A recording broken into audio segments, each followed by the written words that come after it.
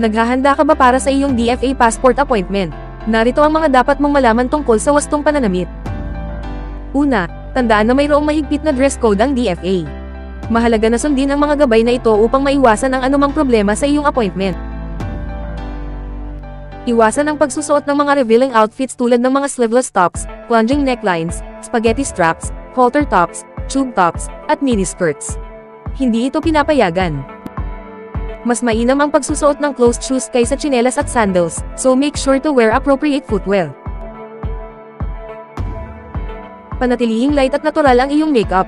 Maaaring kailanganing alisin ang heavy makeup at false eyelashes para sa iyong passport photo.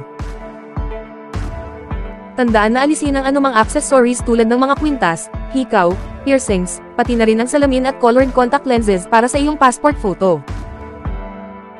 Sa pamamagitan ng pagsunod sa mga simpleng tips na ito, handa ka na para sa iyong DFA passport appointment ng may kumpiyansa.